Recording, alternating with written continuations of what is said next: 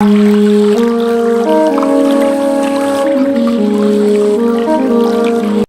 आपके बारे में मेरे ख्याल से मीडिया जगत से लेकर के इंडस्ट्रियलिस्ट को लेकर के और अब आध्यात्म जगत, हर व्यक्ति आपको जानता है। आपको लोग पीके आर्या के नाम से जानते थे, एक बहुत रिनाउंड जर्नलिस्ट के रूप में, और मैं भी आपको शायद रिनाउंड जर्नलिस्ट के रूप में ही जानती थी। अभी पिछले कुछ सालों में मुझे जब पता चला कि आप आध्यात्म में आ गए हैं, तो मैं असल में थोड़ी-सी भौचक्की रह गई थी, क्योंकि आप एक ऐसी जगह पे हैं, जहाँ पे कि आपका नाम बहुत रहा है, आपको फ़ेम बहुत मिला है।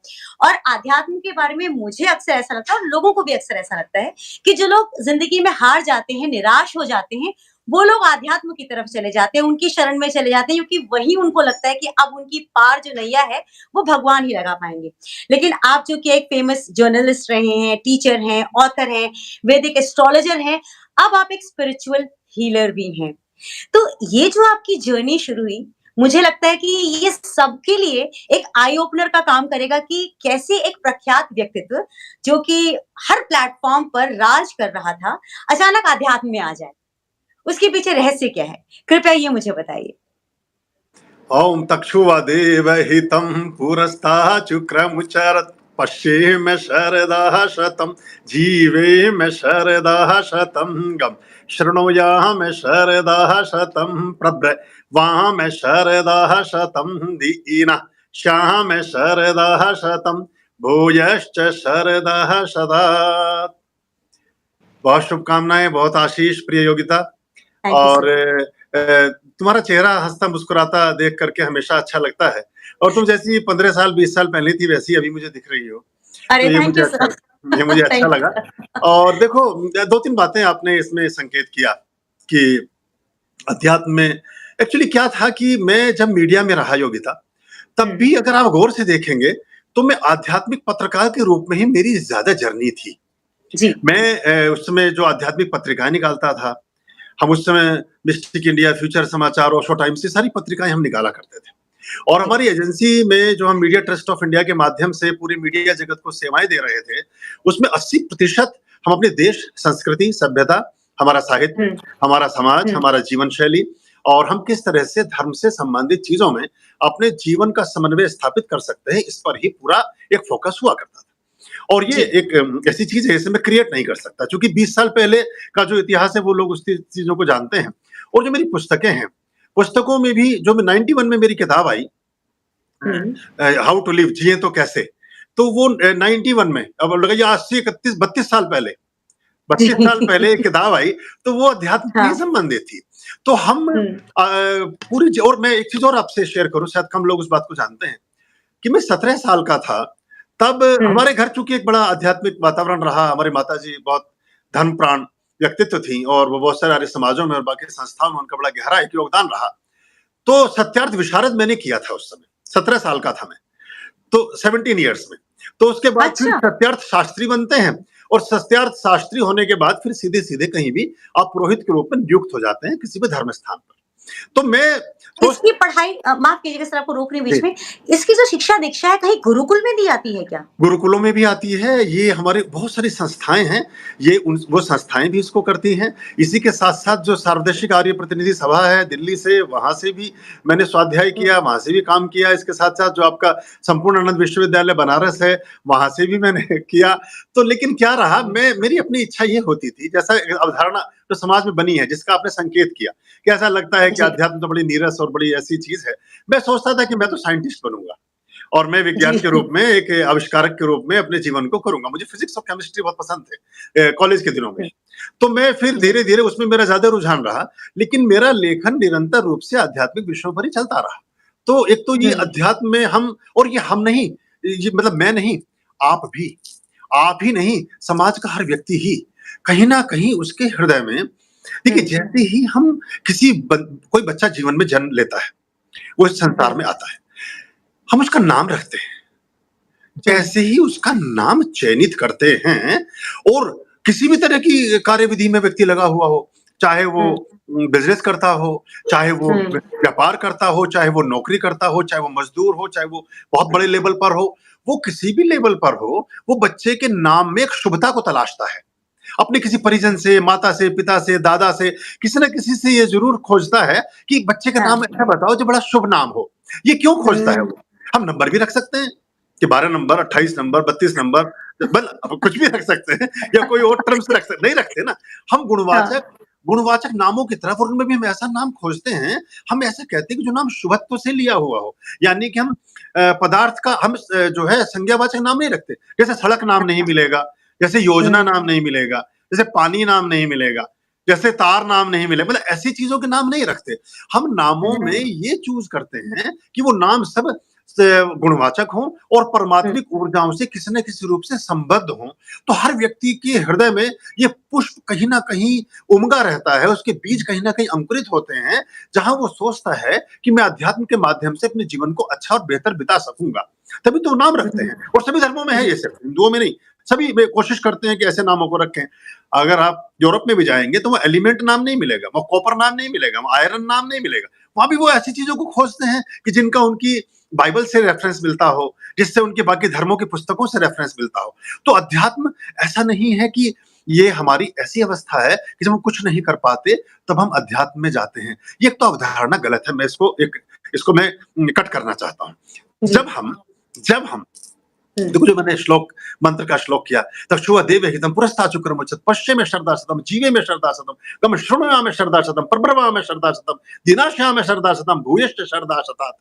अगर 100 वर्षों तक जीवन के सर्वोच्च आनंद को भोगना है, अगर हुँ। 100 वर्षों तक जीवन में सुमधुर वचनों को सुनना है, अगर 100 वर्षों की अवधि तक जीवन के चारों पुरुषार्थ चतुष्टय धर्म, काम, मोक्ष, इसको बहुत अच्छे से करना है। हुँ। अगर जीवन में जितना भी दैदीप्यमान चीज़ें हैं, जितनी भी शुभत्व को लिए हुए हैं, जितनी भी श्रेष्ठता को लिए हुए हैं, जितनी भी संस्कार से संबंधित हैं, हुँ। जितनी भी हमारे श्रेष्ठ सरोकारों से आपूरित हैं, उन सब का आपके जीवन में समावेश हो सके, तो हम अध्यात्म में ही होते हैं। अध्यात्म में ही हमें जाना होता है।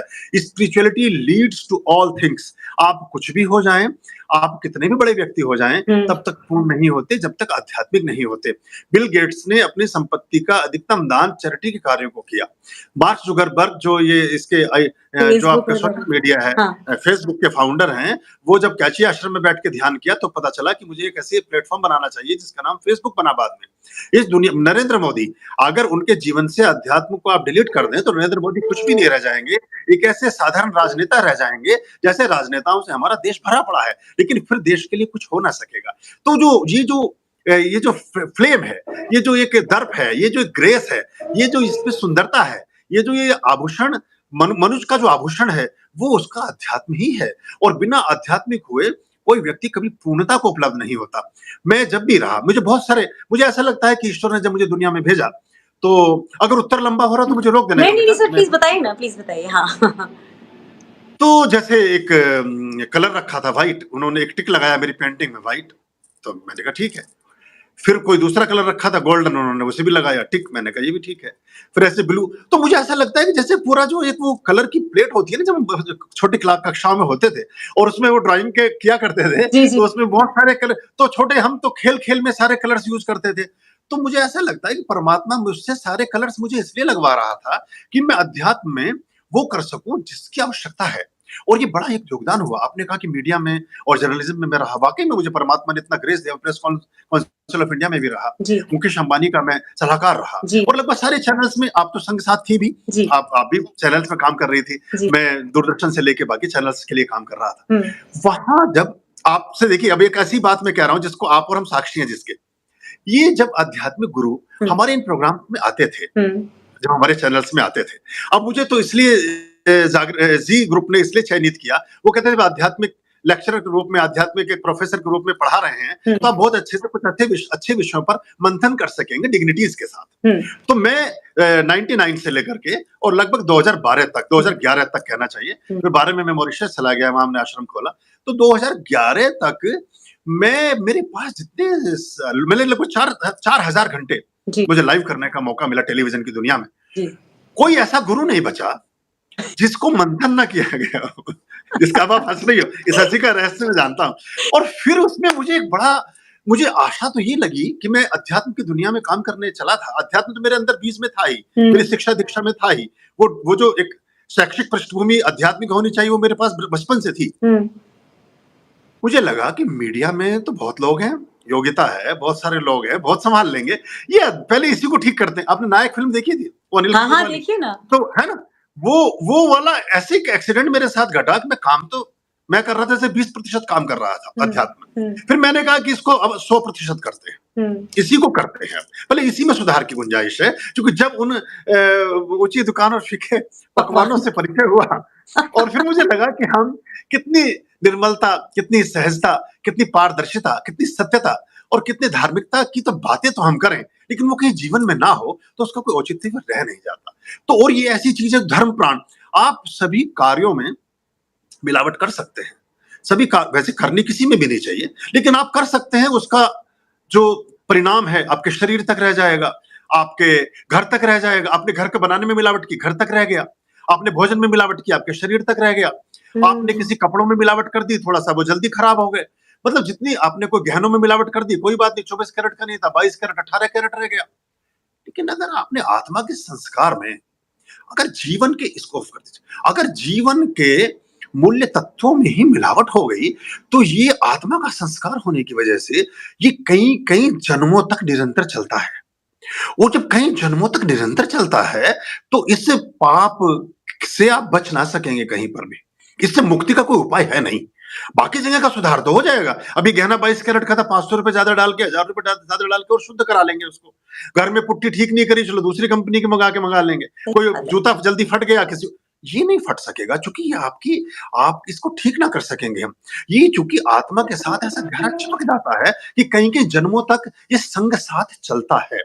तो मैंने फिर सक्रिय रूप से इसमें काम करना शुरू किया और पिछले 2000 वर्षों में लगभग 1700 वर्षों तक, हुँ। तीसरी शताब्दी तक मैं नहीं कहता, आदि शंकर का प्रादुर्भाव रहा, बुद्ध का प्रादुर्भाव रहा, महावीर की देशनाएँ रही। लेकिन 3rd और 4th सेंचुरी से और लगभग अभी तक ये हमारे देश में इतना खराब काम हुआ अध्यात्म के मामले में, खासतौर से बिल्कुल। हिंदुइज़्म के मामले में, हिंदुत्व के मामले में, कि उसको ठीक करने की बड़ी एक आवश्यकता आन पड़ी। उसको हाँ। ठीक करना बड़ा ज़रूरी हो गया। उस दिशा में हम ग्रंथों के पारायण पे काम कर रहे हैं, हुँ। कुछ ग्रंथों को संशोधित कर रहे हैं, कुछ ग्रंथों को पुनरीक्षण कर रहे हैं, पुनर्लेखन भी कर रहे हैं और कुछ नए ग्रंथों का भी उद्भव कर रहे हैं। आप कुछ बीच में बोलना चाहती थी, आप कहिए, जी, जी। फिर मैं मैं ज चूँकि आपने जो बात कही, आपने मेरा असल में जो मेरा सवाल था उसका उत्तर ही आगे आपने उसको बढ़ा ही दिया, तो फिर मैं इसलिए खामोश हो गई।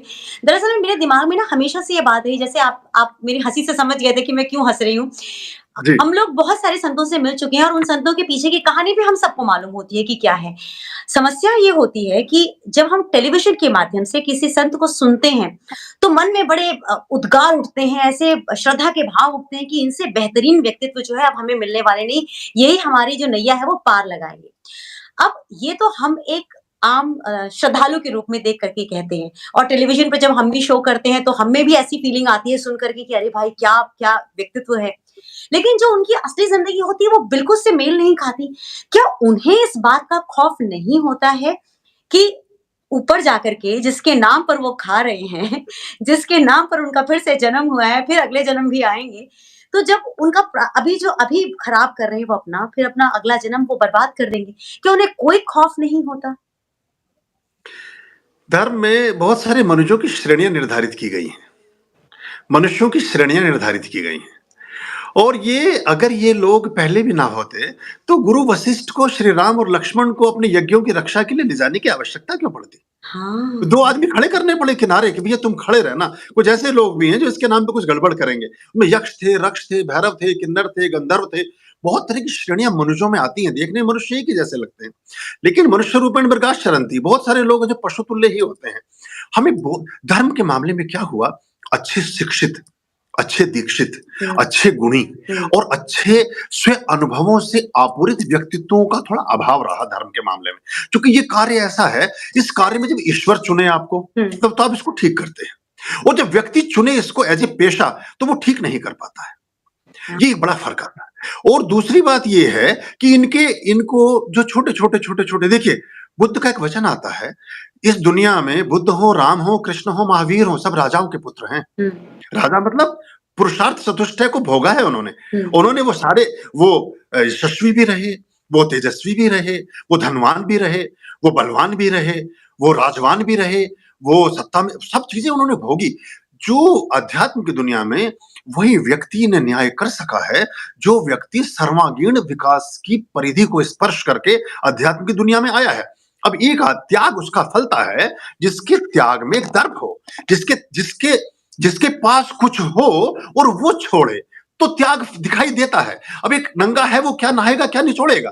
फटा हुआ लंगोटी पहने खड़ा है सड़क के किनारे और वो कहता है जा मैंने सब कुछ छोड़ा। उसने कुछ ना छोड़ा, उसके पास कुछ था ही कुछ नहीं। था ही लेकिन नहीं। लेकिन बुद्ध ने छोड़ा तो छोड़ा, राम ने वनवास किया तो किया, कृष्ण कहीं गए तो गए, अगर महावीर ने कुछ छोड़ा तो छोड़ा। तो आप जब जीवन के एक, मैं ये नहीं कहता कि मैं ही कोई बहुत बड़ा आध्यात्मिक गुरु हूं या मैं तो प्रयास कर रहा हूं इस बहुत बड़े एक सागर में अपने छोटी सी धारा के विलय को करके कि मैं भी अपना योगदान दे सकूं। लेकिन मैं 17 साल पहले मेरी 3 लाख तनख्वाह थी। जब मैं मुकेश अंबानी के यहाँ काम 17 साल पहले 2004 में मुझे 3 लाख रुपए देते थे, मुझे खर्च नहीं होते थे तब। मैं तो वही सोच रही मैंने थी, इतना मैंने कमाने के बाद इंसान सब कुछ त्याग दे भाई, कैसे? आज आज मेरी सैलरी 15 लाख रुपए होती। अभी भी मुझे ईमेल आते हैं हाँ। कि आपने क्या सोचा? मैंने कहा नहीं मुझे कुछ नहीं सोचा। वो कहते हैं हमारे यहाँ से कोई कभी जाता नहीं, आप क्यों गए? मतलब हाँ। उन्होंने मेरा एम्प्लॉयमेंट आईडी रखा हाँ। हुआ है कि कभी भी आप ईमेल भेजेंगे तो वापस एक्टिवेट कर देंगे उसको। लेकिन मैंने कहा मुझे करना नहीं है। तो ये एक, जब आप अच्छे से आपूरित नहीं होते, ये गुरु क्यों गुरुता के श्रेष्ठता को आत्मसात नहीं कर पाते, उसी प्रश्न के उत्तर में चल रहा हूं मैं। क्योंकि इन्होंने कुछ भोगा नहीं होता, यश हाँ। को नहीं प्राप्त किया होता, धन को प्राप्त नहीं किया होता, अच्छी सुस्वाद भोजन नहीं किए होते, अच्छी महिलाओं से मित्रता कभी नहीं होती, कभी हाँ। प्रेम का संबंध नहीं होता, कभी भोजन का, कभी घर का, कभी वाहन का, कभी यात्राओं का, घर से बाहर कहीं निकलते नहीं, कुछ कहीं देखा नहीं। मैं तो 70% दुनिया घूम चुका और लगभग 80% भारत, सब मैंने विजिट किया। मैं एक-एक जगह गया हूँ। तो मुझे परमात्मा ने, मैंने कहा ना, सारी डिब्बी खर्च करना चाहता है वो। उसकी डिब्बी में जितने रंग हैं, वो सारे लगा दे रहा है और मैं हर एक को स्वीकार कर रहा हूँ कि ठीक है, तेरी मर्ज़ी पूरी हो, तेरी इच्छा पूरी हो। तो ये दोष होने से और थोड़ा शिक्षा कम रह जाने से, सिर्फ़ क्या था, पहले हमारे जो वेद पाठी थे, वेद पाठी स्नातकोत्तर तक की शिक्षा प्राप्त करते थे। अब परमात्मा ने क्या किया, शिक्षा में भी मुझे वहां तक भेजा कि उसके बाद पट्टी लगी हुई थी कि आगे पढ़ना मना है। अब मैं अब प्रोफेसर होने के बाद, और मैं ए ग्रेड का प्रोफेसर रहा यूजीसी में, जी। तो और अभी भी मैं इंटरनेशनल चैप्टर में भी हूँ, दुनिया की विश्व, मतलब भारत ही नहीं, भारत के बाहर के विश्वविद्यालय में भी मुझे पढ़ाने जाने का मौका मिलता रहा और अभी भी मिलता है, मैं जाता रहा हूँ। और मैंने वो एमजीआई में और बहुत सी जगह जो दुनिया के विश्वविद्यालय में पढ़ाया मैंने। तो मैं, मतलब मुझे पढ़ाई में भी उन्होंने कहा कि नहीं, इसके आगे पट्टी लग गई है कि यहाँ यात्रा खत्म होती है, समाप्त, मार्ग समाप्त, अब आप वापस चलिए। तो मुझे लगा कि सब कुछ करने के बाद भी योगिता, कुछ ऐसा शेष बचता है जो आपकी आत्मा को कहीं स्पंदित करता है, आपकी आत्मा को कचोटता है, आपकी आत्मा को स्पर्श करता है, और फिर आपको ये लगता है कि आप यहाँ क्यों आए। अगर जो काम सबसे अंत में करना है और सबसे श्रेष्ठ है, तो उसको सबसे पहले क्यों ना किया जाए। आहा! ये शुरुआती अद्भुत जिक्र, बात कही आपने, जो सबसे अंत में करना है वो सबसे पहले किया जाए। अगर वही श्रेष्ठतम है, अंत सबसे अंततो गत्वा, एट द लास्ट मोमेंट, कोई, ये आपने ग्रे कलर की गोल्डन बॉर्डर की एक अच्छी साड़ी पहनी, आपको लगता है कि सबसे सुंदर साड़ी मेरे कबर्ड में यही लगी हुई है, हाँ। तो आप फटी पुरानी इधर उधर की साड़ियां पहन के घूमती रहे, कोई तुक नहीं है, या तो आपके पास हो ना, और है तो उसी को पहनो ना, जो सबसे अच्छा है। तो जीवन में वही संस्कार, वही कार्य, वही हम जीवन शैली, या वही अपना जीवन का एक सरोकार क्यों ना चुन लें जो श्रेष्ठतम है, जो सर्वोत्तम है, जो अंगीकार करने जैसा है, जो स्वीकार करने जैसा है, जिससे जीवन में सभी तरह का शुभत्व का उदय होता हो। देखिए, कल को द्रौपदी मुर्मू जी, माननीय राष्ट्रपति, अगर कुछ करेंगी तो वो करेंगे जो मैं कर रहा हूं। माननीय प्रधानमंत्री कुछ करेंगे तो वो करेंगे जो मैं कर रहा हूं। मेरी बात सीढ़ी समाप्त है, सीमा समाप्त, इसके बाद कुछ बचता ही नहीं। और अभी भी इलेक्शन खत्म होने के बाद अगर वो जाकर के केदारनाथ में 4 घंटे शॉल ओढ़ करके बैठ के ध्यान करते हैं नरेंद्र मोदी, तो वो वही कह रहे हैं कि मेरा दर्प बहुत आध्यात्मिक है, मैं बना, और वो कई बार कह चुके कि झोला उठा के निकल जाएंगे जी। हाँ। वो वही बात कह रहे हैं वो वही कह रहे हैं कि मैं ज्यादा, मुझे तंग किया तो मैं उधर निकल लूंगा। तो मुझे ऐसा लगा, और क्या होता है कि ताजे फूल परमात्मा पर चढ़ते हैं। हमने अध्यात्म में एक ऐसा सोचा कि जब आप बुढ़े हो जाएं, जब आप बिल्कुल रिटायर हो जाएं, जब आपको खाना ना पचे, जब आपको नींद पूरी ना आए, जब आपको दवाइयों पर आप जिंदा हो, जब आपके घर में भी आप बोझ हो जाएं, तो जाकर के सत्संगों में बैठ जाइए, कुछ ना हो सकेगा उससे। ये तो खिलते हुए पुष्पों का जगह है। ये साम्राज्य में तो वो स्थान पाते हैं जो सुवासित हैं, जो सुगंधित हैं, जो पुष्पित हैं, जो पल्लवित हैं। तो यहाँ, तो फिर मुझे लगा कि समय को क्यों व्यर्थ किया जाए। तो लगभग 11 के बाद मैंने डिसाइड किया कि मैं अब कोई टेलीविजन शो नहीं करूंगा, क्योंकि चोर की सीढ़ी पकड़ने वाला चोर होता है।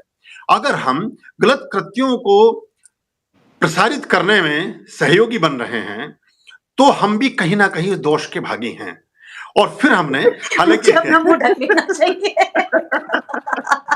हाँ, तो मैंने हालाँकि मैं उस समय भी मैं बड़ा सख्त रहा। मेरे शोज़ अभी भी यूट्यूब पर भी हैं, बाकी जगह भी नहीं। मैंने बहुत बख्शा नहीं लोगों को, उस समय भी मैंने पूरा काम और ब कई लोग तो पूछते थे पहले कि वो प्रोफ़ेसर साहब तो नहीं आ रहे हैं आज? तो वो कहते आज हमें फिर किसी और को बुलाओ। किसी और ऐसे-ऐसे फीमेल गुरु भी एंकर आए। ढूँढते थे, फीमेल एंकर। हाँ, फीमेल एंकर को बुलाइए जो कुछ बोल ना सकें और उनको तो बुलाई कई लोग पूछते थे कि वो ये क्यों पूछते हैं कि प्रोफ़ेसर साहब तो नहीं आ रहे हैं, तो वो आते ही नहीं थे। एक व्यक्ति आए, वो हापुड़ के थे। तो नाम नहीं लूँगा उनका मैं, उन्होंने आकर के बैठे, शो शुरू हुआ, मैंने उनसे 2-4 साधारण सवाल पूछे, तो उसका भी उत्तर ना दे सके वो। तो मैंने उनसे पूछा आप क्यों अध्यात्म में आए? तो उन्होंने कहा कि नहीं किसी ने कहा था कि इसमें बहुत पैसा है और बहुत सी चीज़ें हैं और हम उसको कमाई कर सकते हैं, बहुत रातों-रात हम बहुत फ़ेमस हो जाएँगे, बहुत सारे चेले-चपाटे हो जाते हैं, वो सब आपकी सेवा करेंगे, आपको धन चढ़ाएँगे, ये करेंगे, वो करेंगे। तो मैंने कहा आपका अपनी कोई पृष्ठभूमि नहीं जी, मैं तो 5 दर्जे पढ़ा हूँ। मैंने कहा ये पैसा जो आपने टीवी में भरा है, ये ब्रॉडकास्टिंग का, बोले मैंने एक खेत बेचा है और 8-10 एपिसोड का मैं अपना प्रोग्राम करके सोचा है मैंने, जो भी उस समय रेट होते थे आप तो जानती हैं। तो वो उसमें वो करके तो मैंने उससे 2-4 सवाल पूछे। तो उसने कहा कि जितने लोग दुखी हैं, वो ये सब जो हैं अकाल मृत्यु को प्राप्त होते हैं, वो सब बीमार होते हैं। तो मैंने कहा महावीर पेचिश से मरे, बुद्धा फूड पॉइज़निंग से, ऋषि दयानंद ज़हर से, जीसस को सूली, श्री राम को जल समाधि, भगवान कृष्ण की एक तरह से हत्या मतलब वध तो नहीं करना चाहिए उनका वो उसने आखेट करते हुए, एक उसने समझा कि हिरन लेटा है, ऐसे। तो कहता है जी एक्सीडेंटल। हाँ, तो वो कहता है जी ये कौन लोग हैं? तो आपको विश्वास नहीं होगा, तो मुझे ये क्या करना पड़ा, टीवी शो चल रहा था। मुझे बीच में हनुमान चालीसा लगाना पड़ा और उससे हमने कहा कि अच्छा अभी दर्शकों को छोड़ा कि आप भी बताएँ कि ये लोग कौन हैं? मुझे कुछ पता-सता नहीं था बेचारे को, बेसिक भी कुछ पता नहीं था। तो ऐसे लोगों ने क्या किया अच्छा इसमें एक और बड़ी एक दुर्भाग्य की बात है कि टेलीविज़न चैनल कुछ है नहीं। ये यूट्यूब भी कुछ है नहीं। ये सब छाया है, ये राहु और केतु हैं। तो हम छाया ग्रहों यानी हम अपने जीवन में अगर ग्रहण को ही एक्सेप्ट करके और जीवन के ज्ञान की देशना का मार्ग चुनते हैं, तो कभी सफलीभूत ना हो सकेंगे। जिन लोगों के 4-4 हज़ार करोड़ के टर्नओवर थे, जिनके 2-2 लाख करोड़ के टर्नओवर थे, वो तिहाड़ में बैठे हुए हैं, वो जेलों में बैठे हुए हैं। ये कैसे हुआ? ये इसलिए हुआ कि आपका परमात्मा से तो वास्ता था ही नहीं। आपका ना किसी मंत्र से कोई लेना-देना है, ना किसी हवन अनुष्ठान से कोई लेना-देना है, ना किसी प्रकार की किसी प्रक्रिया से कोई लेना-देना है, ना ही जीवन के बाकी लोगों से लेना-देना है। तो पैसा ही खाली इकट्ठा करके क्या कर लोगे? तो अलक्ष्मी आ तो जाती है, लेकिन फिर वो वैसे ही उसके मार्ग तलाशती है, समाप्त होने के। तो इन इन हाँ। चीज़ों ने हमेशा से चीज़ों को खराब किया और देखिए कभी भी, आज ही नहीं, आज ही छद्म आवरण नहीं, कभी भी जब छल के माध्यम से जीवन में अपने कुछ निश्चित उद्देश्यों की प्रतिपूर्ति किसी भी ऐसे व्यक्ति ने चुनी जो मायावी था, उसने साधु का ही वेश चुना। रावण तो साम्राज्य का मालिक था, राजा बन के आ सकता था कुटिया में, पंचवटी में, सीता का हरण करने के लिए, अपने साथ 10-5 हज़ार सैनिक ला सकता था। राम राम और लक्ष्मण तो 2 ही तो थे और तीसरी सीता थी, 3 ही जन तो थे। फिर भी इतनी हिम्मत नहीं हुई कि भगवान श्री राम का सामना कर सके। साधु का वेश करके आया। भिक्षाम देही। तो ये तो बहुत मतलब 10,000 साल पहले भी लोगों को छलने के लिए सबसे साधु का साधारण ही आवरण वेश धरा जाता था। ये याद सर आपने जो बातें बताई ना वाक़ई मुझे मुझे सच में ऐसा क्लैरिटी समझ में आ रही है मतलब क्लियरली समझ में आ रहा है कि आपने जो आध्यात्म का रास्ता चुना वो आखिर क्यों चुना?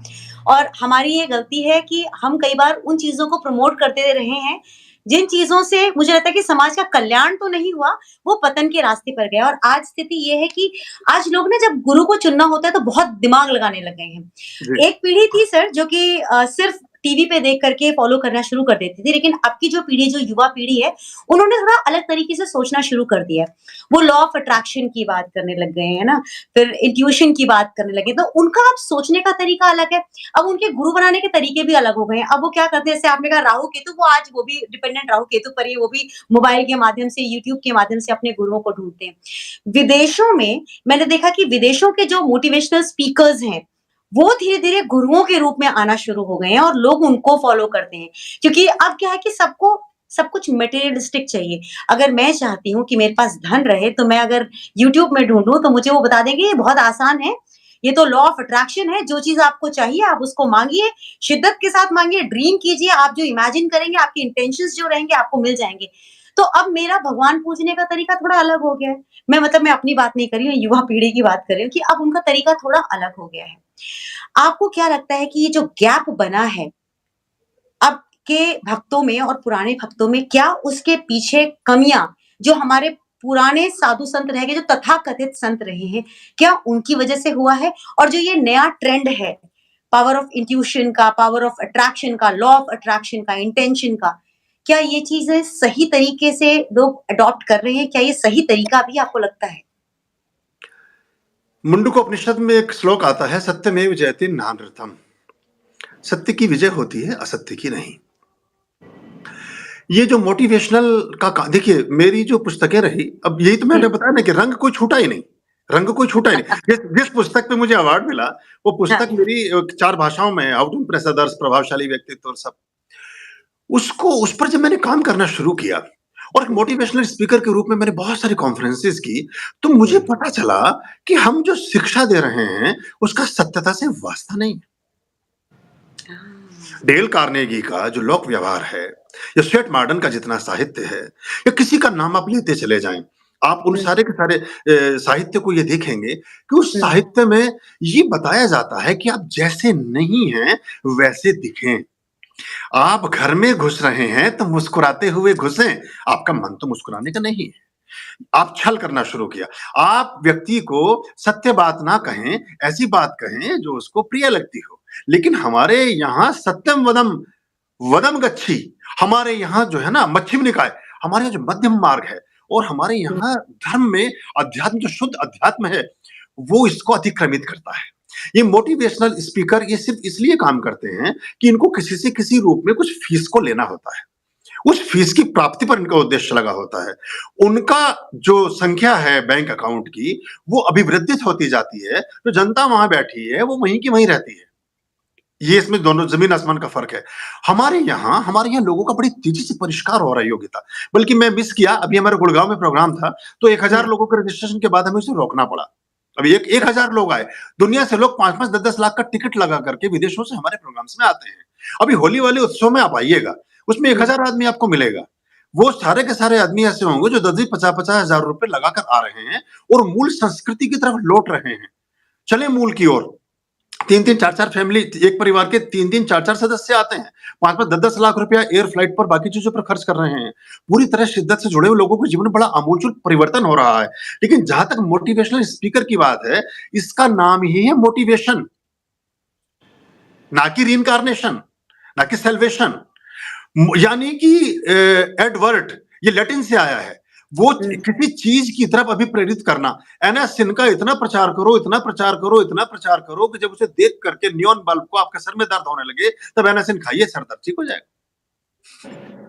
मतलब, तो ये इसका जो मूल है, ये जो मोटिवेशन में जो मूल है, कुछ तत्व तो उसके ठीक है, उसमें 20 हुँ, से 30% तक की चीजें तो ठीक है, लेकिन जहां व्यक्तित्व को खंडित करने वाली शिक्षाओं का समावेश होता है, वो मेरे को हुँ, अपील नहीं किया। मैंने फिर उन पुस्तकों को रोक दिया। 2012 के बाद सक्सेसफुल लिविंग और जो मेरी पुस्तक आई, उनमें कई पुस्तकें बहुत अच्छे से चली, कई भाषाओं में हैं, और लगभग 85 के करीब मेरी पुस्तकें हैं, जिनमें से 50 तो मोटिवेशन पर ही हैं और हुँ, जीवन को कैसे जिए इस पर ही हैं। लेकिन मुझे ये लगा कि उसमें कुछ चीजें ऐसी हैं जिनको हम क्रिएट करते हैं लोगों को उस पर्टिकुलर समस्या से बाहर निकालने के लिए। लेकिन इसका मार्ग एक और भी हो सकता है, जो बहुत शुद्धता लिए हुए, जो बहुत स्वच्छता लिए हुए, इसमें कोई झूठ नहीं है, कुछ भी नहीं है। आप जब घर में घुसेंगे तो आप स्वाभाविक रूप से मुस्कुरा रहे होंगे, आपको मुस्कुराहट को ओढ़ने की जरूरत नहीं है। आपके अंदर से ही फूल उमग रहा होगा। आपके घर में बैठी हुई आपकी भार्या, आपकी पत्नी, आपकी बहन, आपकी माता, आपका पिता, आपका भाई, आपका रिश्तेदार हृदय से ही आपकी प्रतीक्षा कर रहा होगा। वो आपको देख करके नहीं कहेगा प्लीज टू मीट यू, वो शब्दों पर नहीं होगा, वो हृदय से आपकी प्रतीक्षा कर रहा होगा। वो 10 बार खिड़की हटा करके देखेगा कि वो कब आ रहा है, वो आया भी कि नहीं आया। वो जीवन का जो एक मूल तत्व है, स्वाभाविक रूप से शुद्धतम हो जाना, ये बड़ी बात थी। बजाय उस मोटिवेशनल चीजों के, मोटिवेशन में भी वो क्या बता रहे हैं कि कैसे आप बहुत तेजी से धन कमाएं। हुँ। उसका मेन मोटिव यही है और मोटिव ही कुछ भी पैसा नहीं, सिर्फ कमाना। पैसा कमाना है। लेकिन सिर्फ पैसे से बात नहीं बनती। सिर्फ पैसा तो विजय माल्या ने भी कमाया, 5,000 करोड़ का आदमी हो गया, जेल में बैठा है। पैसा तो सुरेश कलमाड़ी ने भी कमाया। उसकी भतीजी थी यूनिवर्सिटी में, उसने कहा कि मेरे नाम के आगे से कलमाड़ी काट दीजिए। मैंने क्यों? बोले सारे बच्चे मजाक उड़ाते हैं। जब मैं उस समय डीन था, पढ़ाता था, 2007-8 की बात है, तो उसी समय वो कॉमनवेल्थ गेम्स हुए और वो सारा का हुँ, सारा जो फ्रॉडमेंट हुआ, तो एक्चुअली अलक्ष्मी का वर्ण करने से कुछ भी नहीं होता। और हम खानी हमें 2 ही रोटी है, ये सिर्फ कहने की बात नहीं है। जब ये वास्तविक अर्थों में आपके जीवन में आने लगे, तो सारी चीज़ें शुद्ध और परिमार्जित होने लगती हैं, अच्छी होने लगती हैं और ज़िंदगी बेहतर दिशा में और सही दिशा में जाना प्रारंभ करती है। तो अभी तो हमें यही नहीं पता होता कि हम करना हमें क्या है, क्या नहीं करना है। तो ये जो धन में पूरा का पूरा पूरी प्रतिष्ठा नियोजित कर दी है, ये बहुत सारे दुखों का कारण बन गई है। और सभी क्षेत्रों में हम जीवन में अब देखिए, जीवन में हमारे घर में जब कोई पार्टी होती है, कोई फंक्शन होता है, उसमें एक अध्यापक आते हैं टूटी हुई साइकिल पर या टूटी हुई बाइक पर या बेचारे एक साधारण सा कुर्ता पजामा पहने या कुछ भी ड्रेस पहने और उनकी पत्नी साथ में आ रही है और एक उस गांव का गली का कोई मेयर या विधायक या कोई पार्षद या कुछ आ जाता है या कोई धनाढ्य व्यक्ति आ जाता है। हम बच्चों के सामने उस धनाढ्य व्यक्ति की प्रतिष्ठा बहुत अच्छे से करते हैं। उसके सामने काजू की प्लेट पे 4 बार रखेंगे, उसको पूछेंगे भी और मास्टर जी को कहेंगे उनको जरा बाहर बैठाओ, भी मिलते हैं, 2 मिनट बाद मिलते हैं। ये बच्चा बच्चा देख रहा है कि प्रतिष्ठा किस चीज की हो रही है। जिन बच्चों को बहुत धन पैदा करने के लिए, बहुत धन इकट्ठा करने के लिए हम क्रैच में पालते हैं, वही बच्चे बड़े होकर के बूढ़ों के क्रैच में अपने माता-पिता को भेज देते हैं, जिसको वृद्धाश्रम बोलते हैं। जो बूढ़ों का क्रैच है। हमने उन्हें शिक्षा ये दी कि तुम्हारे ना परवरिश में हमारी रुचि, ना तुम्हारे भोजन में हमारी रुचि, ना तुम्हारे गीले कपड़ों को बदलने में हमारी रुचि, ना तुम्हें करवट दिलाने में रुचि, ना तुम्हें खेल खिलाने में रुचि, ना तुम्हें भोजन कराने में रुचि, हमारी किसी चीज में रुचि नहीं, हमारी रुचि धन कमाने में है। बच्चे को यह बात बचपन के संस्कारों में बड़े गहरे से समावेशित हो जाती है। वो जब बड़ा होता है, किशोर होता है, तो क्लियर हो जाता है उसका कंसेप्ट, जब वो यूनिवर्सिटी से आता है कि सब कुछ धर्म है, धन, और धन को जैसे मर्जी कमाइए, बाकी रिश्तों को कोई वैल्यू नहीं। हमारे माता-पिता ने हमें यही सिखाया था। जो बड़ा हो जाता है, उसकी प्लेसिंग होती है बाहर के देशों में या प्रदेशों में या प्रांत कहीं और, तो माता-पिता उसे फिर मैसेज कर रहे हैं कि बेटा इस पैसे में कुछ नहीं रखा। वो कहता हूँ, छोड़िए इन बातों को। ये जो फोके आपके उपदेश है, ये थोथे उपदेश हैं, इनसे मेरे को कोई फ़र्क नहीं पड़ने वाला। मैंने देखा नहीं कि अपने जीवन में 1 साल की उम्र से लेकर के 20 साल की उम्र तक कितना रस था इस धन में, इसी को तो कमा रहे थे आप। तो अभी एक नई विद्या, एक नया प्रचार मैं देख रहा था, उसपे सोशल मीडिया पे था कि कुछ ऐसी कंपनियां उभर रही हैं जो अंतिम क्रियाक्रमों को बड़े अच्छे से करा रहे हैं। वो राम नाम सत्य करने वाले भी ला रहे हैं, वो पूजा पाठ करने वाले भी ला रहे हैं, वो मंत्र बोलने वाले पंडित जी भी हैं, सब चीज की वीडियो बना करके पार्टी को भेज रहे हैं जिन्होंने उसकी बुकिंग कराई है, और वो पूरा मटकी में ले जाकर के माता पिता के संस्कार भी हरिद्वार में करेंगे, सबकी फीस है, और बच्चे बैठे हुए अमेरिका, लंदन, कनाडा और जर्मनी से माता पिता का पैसा इसका भेज रहे हैं। माता पिता अपने रिटायरमेंट के बाद एक अजीब अवसाद की अवस्था की तरफ जा रहे हैं। वो सोच ही नहीं पा रहे उनसे गलती कहाँ हो गई। ये कैसे धनी बने। धनवान व्यक्ति को होना चाहिए, और मैं तो हमेशा प्रार्थना ये करता हूँ परमात्मा से कि नीचे से तो बराबर ही कर दो। ऊपर से बराबर तो नहीं हो सकते सब, लेकिन रोटी कपड़ा मकान ये वो बेसिक चीजों में सबको बराबर कर दो। उसके बाद फिर अपनी प्रगति, अपनी प्रतिभा, अपनी योग्यता, अपनी क्षमता के आधार पर व्यक्ति तरक्की करें, लेकिन नीचे से बराबर कर दो। तो ये होना बड़ा आवश्यक है, लेकिन धन को कैसे आप नियोजित करते हैं। देखिए, जो श्री सूक्त है ऋग्वेद से आता है, हिरण्यवर्णा हरिण्यम स्वर्णरजस्रजां चंद्रामणि में लक्ष्मीं जाता वेदों में आवा। तो वो जो वेदों से आने वाली लक्ष्मी है, वेद क्या है? वेद बना है विद धातु से, और विद धातु का मतलब होता है जानना, ज्ञान पूर्वक, समझ पूर्वक आया हुआ धन ही प्रतिफलित होता है। वही जीवन में सुखों को लाता है, वही आरोग्य को लाता है, वही प्रेम, माधुर्य, रिश्तों के एक बंधाव को, और रिश्तों की मधुरता को, माधुर्य को, गर्माहट को, और जीवन में आपकी पद प्रतिष्ठा और सब चीजों को लाता है। ये इस 2014 में किसी का प्रवक्ता नहीं, लेकिन 2014 से सरकार चल रही है मोदी की। इसके पीछे जो कैप्सूल लगा हुआ है, इसमें जो एक स्टार्टर होता था ना, अपने ट्यूबलाइट में लगा होता था, हाँ जी, हाँ जी। इसमें स्टार्टर आध्यात्मिकता का लगा हुआ है। कोई स्कैंडल अभी तक तो आया नहीं। 2023 आ गया, अगले साल 10 साल हो जाएंगे, एक भी स्कैंडल नहीं आया।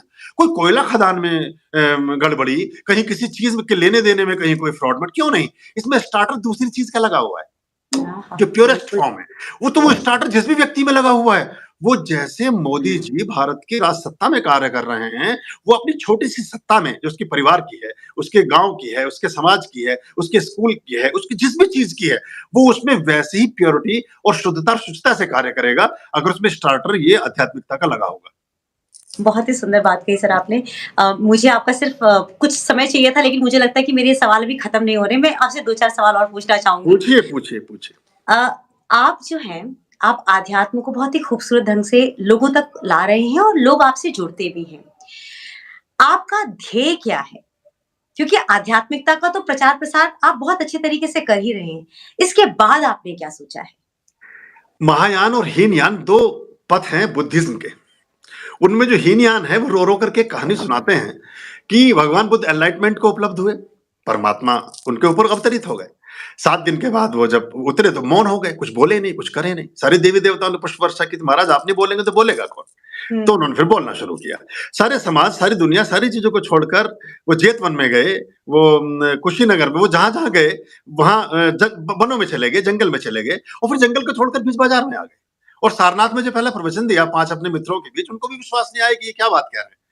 हाँ। बहरहाल फिर वो जो कथा सुनाते हैं वो ये है कि स्वर्ग के द्वार द्वार पर पहुँचे बुद्ध, शरीर पूरा करने के बाद। जो कुशीनगर में शरीर पूरा हुआ, वहाँ के बाद पहुँचे, तो इंद्र ने स्वागत किया, सभी देवी-देवता पहुँचे, सबने कहा बुद्ध आपका स्वागत है, आइए आपके लिए सोने का बिछौना है। आप उस पर बैठे हैं, आपने मनुष्य की जो श्रेष्ठता हो सकती है उसको अंगीकार किया, उसको परिभाषित किया। आपसे श्रेष्ठ मनुष्य नहीं हो सकता और परमात्मा प्रसन्न है कि आपको भेजकर दुनिया में, और अब आप आइए, आपका स्वागत करने के लिए ईश्वर तैयार है। तो हुँ। मूड़ा डाल करके वहीं दरवाजे के बाहर बैठ गए। एक स्टूल बिछाकर प्रतीकात्मक कथा है, स्टूल बिछाकर बाहर बैठ गए। बोले आप अंदर हाँ। चलिए बाहर, बोले अंदर नहीं जाऊँगा। जब तक इस धरती का एक भी प्राणी बाहर बैठा है, जो अंधकार में है, जो अशिक्षा में है, जो अज्ञान में है, जो परेशानी में है, जो समस्या में है, जो दुःख में है, जो संताप में है, जो संघर्ष में है, जो समस्याओं से आपूरित किसी का जीवन है, एक-एक को धकेल करके सीटी मार के जब सब अंदर कर दूँगा मैं, तब मैं अंदर आऊँगा। मैं तो समझ मैं गई आपकी बात। आपका ध्येय मेरे समझ में आ गया। अच्छा, आपको राजनीतिक पार्टियों से भी रिक्वेस्ट आती होगी ना, क्योंकि अक्सर क्या होता है कि जब कोई व्यक्ति संत की पोज़ीशन पर काफ़ी अच्छे तरीके से काफ़ी इन्फ्लुएंशियल हो जाए, तो राजनीति जो है इन्फ्लुएंशियल लोगों के पीछे थोड़ा भागना शुरू कर देती है। आपके साथ ऐसा कुछ हुआ है कभी कि आपको लोग बोल रहे हो कि अब राजनीति में आ जाइए, आप बहुत प्रखर हैं, मुखर हैं, आप जो बोलते हैं आपके शब्दों में वज़न होता है, लोगों को अट्रैक्ट करने की, सम्मोहित करने की आपके अंदर शक्ति है। तो आपको न्योता आ रहा है अब? राज सत्ता, धर्म सत्ता और राज सिंहासन, धर्म सिंहासन से सदा नीचे ही रहा है। तो जिसने देखो, जिसने बादाम के तेल के पराठे खाए हों, गोघृत के पराठे खाए हों, वो डालडा और रिफाइंड के पराठे खाना चाहेगा क्या? बिल्कुल नहीं। कोई अर्थ नहीं ये भी होता। उत्तर मिल गया। तो कोई इसका मतलब नहीं है। मैं जहाँ हूँ, मेरी कोई देखो योगिता, तुम इतनी प्यारी हो और इतने समय से तुमसे संपर्क है, 20 साल से तो लगभग हमारा आपस में हाँ सर, संपर्क है ही। बिल्कुल सर। मेरा इस दुनिया में कोई शत्रु नहीं। मेरा इस दुनिया में मेरी कोई अपनी ख्वाहिश नहीं, हाँ, मेरी कोई अपनी इच्छा नहीं, मेरा किसी से कोई बैर नहीं, मेरा कोई योजना नहीं और मेरी किसी प्रकार की कोई परियोजना नहीं और कोई ऐसी चीज़ नहीं। मैं तो इच्छा करते हुए डरता हूँ कि कहीं पूरी ना हो जाए, और बहुत बार ऐसा होता है। हमारे संगी साथ जो हमारे आश्रम में अभी बहुत सारे जन बैठे सुन रहे हैं आपके लाइव ब्रॉडकास्ट को भी, और वो उसमें प्रसारित भी कर रहे हैं। बहुत से लोग हमारे उससे भी जुड़ गए हैं आपके इसमें। जी, जी। मैं अभी इच्छा करते हुए डर लगता है कि ये पूरी होगी तो कैसे करेंगे? इसको सँभालेंगे कैसे? दिल्ली में जब मैं था, दिल्ली में तो मेरे घर के बाहर 6 बजे से लाइन लग जाती थी बहुत सारे लोगों की, बहुत सारे परामर्श और बहुत सी चीज़ों के लिए। कोई कुंडली हाँ, लेकर हाँ, के, हाँ। कोई किसी तरीके से। तो मुझे लगा कि यहाँ कार्य में थोड़ा व्यवधान है। तो हम कुछ भी अपने चैनल पर, हमारे 1200 के करीब अंक हैं, 100 जी, के करीब लाइव सेशंस हैं 1-1 घंटे के, और लगभग 1200 के करीब हमारे बाकी अंक हैं, हमारे यूट्यूब चैनल में। लगभग सवा लाख के करीब इस पे इंस्टाग्राम पे हमारे फॉलोअर्स हैं, 2.5 लाख मेरे ब्लॉग हुँ, के रीडर हैं, 10,000 हुँ, पेज के वो हैं, ऐसे मिला के मतलब लाखों की संख्या में लोग जुड़े हुए हैं अलग-अलग रूप में। जी, हम कुछ भी कभी बेचते नहीं, कुछ हमने बेचा नहीं, ना कभी बेचेंगे। हम कुछ भी सेल नहीं करते। हमने शुरू के 300 अंकों में तो नाम भी नहीं लिखा था अपना, कि ये बोलने वाला कौन है। फिर उसके बाद नाम लिखना शुरू किया। हमारा कोई वहाँ आपको फ़ोन नंबर नहीं मिलेगा, हमारा कोई संपर्क नहीं मिलेगा, हमारा कोई ज़रिया नहीं है हम तक पहुँचने का। तो ये तो हम वहाँ से छोड़-छाड़ के उस मायावी दुनिया को, जो राजनीति की दुनिया थी, जो दिल्ली की दुनिया थी, और दिल्ली में ये सारा का सारा जो पॉल्यूशन है, ये इसलिए खराब है कि राजनीति का गढ़ है वो। वहाँ हर आदमी जो है वो राजा बनना चाहता है। तो राजा सब नहीं हो सकते और सबको बनने की ज़रूरत भी नहीं है, क्योंकि वो राजा स्वतः है ही। उन्हें पता नहीं है, बोध नहीं है इस बात का, अप्पदीपो भव। वो अभी उन्होंने शीशा देखा नहीं है। परमात्मा ने हर व्यक्ति को सम्राट ही बना करके दुनिया में भेजा है। लेकिन हम भिखारी बन के जीते हैं, मंदिरों में पहुँच रहे हैं, 24 घंटे डिमांड लगी हुई है। एक व्यक्ति नहीं जाता जो धन्यवाद करता हो कि ये ईश्वर तेरी बड़ी कृपा है, तूने मेरी आँख ठीक दी, आँख काम कर रही है। तूने मेरे हाथ सीख दिए, हाथ काम कर रहे हैं।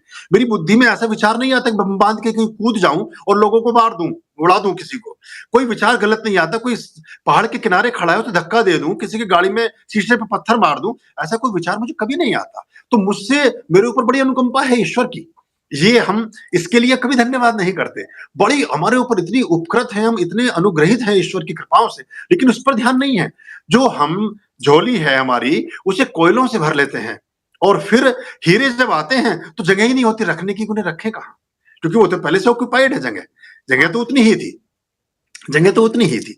तो और सबसे बड़ी बात जो हमारी सोच है, सोच जब तक नहीं परिवर्तित होती, हम छोटे-छोटे चीज़ों में फँस जाते हैं। बहुत सारे गुरुओं अभी मैं बैठा था कहीं एक बहुत बड़े मेरे साथ धर्माचार्य प्रोग्रामों में थे। तो मैंने देखा कि किस तरह से राजनीति जो है वो समाज सेवा का स्वांग भर के और कैसे बाकी चीज़ों तक पहुँचने की सीढ़ी बनती है।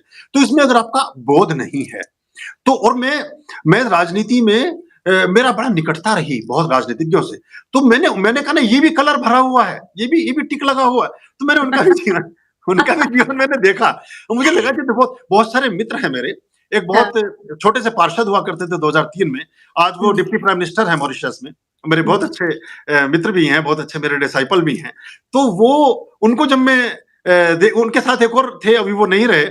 तो वो जब घर में बात करते थे, तो घर में भी वो राजनीति की बात करते थे। उन्हें अपनी वाइफ को सिर्फ ये कहना था कि दाल पूरी मंगानी है, चना पूरी नहीं। वहाँ की एक डिश है मॉरिशस में, बड़ी फेमस डिश है, कहीं बिहार से ही है, चने से और उससे बनती है। तो वो मेरे थ्रू कहलवा रहे थे। तो मैंने कहा यार तुम क्यों नहीं कह देते हो ये बात, तुम्हारी पत्नी? बोले नहीं, वो ना मेरी बात सुनती नहीं है। तो जो जो राजनेता है, वो हर जगह राजनेता है।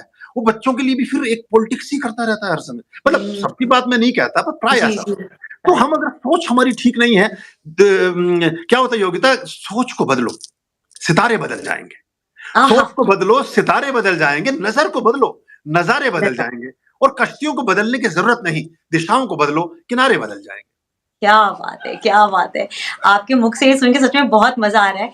चलते-चलते मैं आपसे चाहूँगी कि सबके लिए जो आपके सामने भी बैठे हैं और जो हमारे फ़ोन के माध्यम से हमसे जुड़े हुए हैं, यूट्यूब के माध्यम से, उन सब के लिए अगर कोई एक मैसेज देना हो, यूँ तो अभी आपने ग्रैटिट्यूड का एक मैसेज दिया ही हमें, साथ ही नज़रिया बदलने का मैसेज आपने दिया ही। कोई और एक मैसेज आप हम सबको देना चाहें ताकि आज से हम उसे गाँठ बाँध लें और अपने जीवन को उस हिसाब से चलाएँ। आपके लेवल तक तो कोई नहीं पहुँच सकता, लेकिन हाँ, अपने-अपने लेवल पे जो हम अपना कार्य करने के लिए इस धरती पर आए हैं, कम से कम वो हम एक पूर्णता की तरफ ले जा सकें, बस इतनी ही ख्वाहिश रखते हैं हम लोग। तो क्या आप हमें बताएँगे? जब हम योगिता आप किचन में भी कभी-कभी काम तो करती ही होंगी, क्योंकि कोई रोज़ गृहिणी करती हूँ सर। भारतीय गृहिणी ऐसी असंभव है जिसको किचन की वही तो ड्यूटी ना रोज़ मिले, करती हूँ। रोज़ करती। जब आप दही जमाती हैं, तो एक भगोना दूध में 1 चम्मच दही मिलाती हैं, फिर वो पूरा भगोना दूध दही बन जाता है। तो हम अपने पूरे जीवन में 1 चम्मच परमात्मा अगर मिला लें, तो पूरा जीवन ही हमारा परमात्मा में हो जाता है। और वेद का वचन आता है कि पूर्णमदः पूर्णमिदं पूर्णात् पूर्णमुदच्यते पूर्णस्य पूर्णमादाय पूर्णमेवावशिष्यते। पूर्ण में से कुछ भी घटाएँगे तो भी पूर्ण रहेगा, पूर्ण में कुछ भी बढ़ाएँगे तो भी पूर्ण ही रहेगा। पूर्ण में से कुछ भी ना घटाया जा सकता है, ना बढ़ाया जा सकता है और पूर्णता सिर्फ हो सकती है परमात्मिक कृत्यों को करने से, ना भूतो ना भविष्यति। जिस चीज़ में ₹1 की फ़ायदा होती हो, जिस चीज़ में ₹1 का लाभ होता हो, उसको ना करें और जिस चीज़ में ₹1 की हानि होती है, उसको भी ना करें। हम तो उन कृत्यों में घुसे पड़े हैं जिनमें ना ₹1 का फ़ायदा है, ना ₹1 का लाभ है, ना नुकसान है, ना ₹1 का हानि है, ना ₹1 का लाभ है। ऐसे कामों में अपने जीवन को खपाए दे रहे हैं। बहुत सारी योजनाओं में ना रहें, अपने साथ रहें, अपना रिमोट अपने पास रखें, अपने जीवन को अपने ढंग से जीना शुरू करें। कुछ ना कुछ जीवन में प्रतिदिन 5 काम ऐसे ज़रूर करें, जिनसे अंदर के उजास में वृद्धि होती हो, अंदर आत्मा के पुष्प में कुछ उमगता हो, अंदर से कुछ अच्छा प्रतीत होता हो, किसी चिड़िया को पानी डाल दें, किसी देखिए अभी एक छोटी-सी बात से मैं करूँगा अभी रतन टाटा को रानी विक्टोरिया ने ब्रिटेन में लाइफ टाइम अचीवमेंट अवार्ड के लिए बुलाया। हाँ। जिस दिन उनको बुलाया गया, उस दिन उनके 3 कुत्ते घर में बीमार हो गए और जो वहाँ से उन्हें कोऑर्डिनेट कर रहे थे विदेश मंत्रालय, सच्ची घटना है।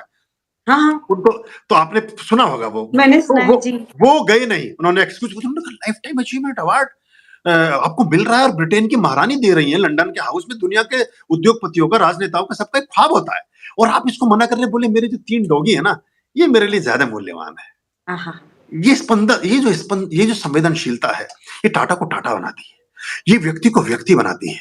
ये जो जुड़ाव प्रकृति के साथ, कुछ काम ऐसे ज़रूर करें, पक्षियों को दाना डालें, किसी निरीह मूक जानवर की कोई सेवा करें, किसी के लिए अच्छी कामना करें और जिस व्यक्ति से किसी प्रकार की स्वार्थ की कभी पूर्ति ना होती हो, उसके लिए कुछ अच्छी प्रार्थना करें, उसके लिए कुछ अच्छा काम कर दें।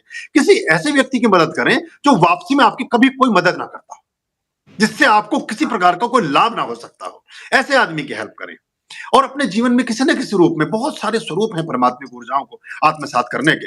हमारी से देखिए, ना मोटिवेशनल स्पीचेस से कुछ होगा, मैं करके देख चुका। ना बाकी चीज़ों ध्यान की बात करते हैं, ध्यान से भी प्राथमिक रूप से कुछ ना हो सकेगा। ध्यान करने से पहले बुद्ध होना होगा। अगर ध्यान ही शुद्ध नहीं है, तो बुद्ध ना हो सकेंगे, बुद्धू हो जाएँगे। क्योंकि जो बुद्धू हैं, उनको बुद्ध बनने में बड़ा समय लगता है। तो पहले अपने जीवन की जो औपचारिकताएँ हैं, जीवन की जो प्राथमिक आवश्यकताएँ, वो पूर्ति होंगी परमात्मा की शरण में जाने से।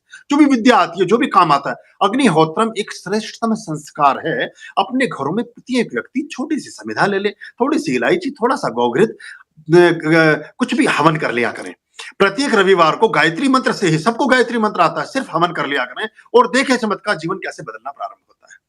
और तुमने इतने अच्छे से बहुत सारी बातों को उधेड़ा और बहुत सारी बातों को लोगों के पटल पर लाया। तुम भी साधुवाद और आशीर्वाद की पात्र हो। बहुत शुभ thank you so much sir. आपने जो आज बताया उसके लिए तहे दिल से आपका बहुत धन्यवाद। जो समय आपने दिया उसके लिए भी बहुत-बहुत धन्यवाद आपका। और आज आपकी वजह से मैं बिल्कुल एक नए प्लेटफ़ॉर्म पर लाइव कर रही हूँ, उसके लिए भी आपका बहुत-बहुत धन्यवाद। बहुत फिर आशीर्वाद। आपसे मुलाकात होगी। खुश रहिए। सभी दर्शकों को भी हार्दिक प्रेम, बहुत शुभकामनाएँ। आपका जीवन में सब शुभ हो। प्रणाम सर, प्रणाम। आर्यं शरणं शुभमस्तु, संभो करणम् अरमस्तु। आर्यं शरणं शुभमस्तु,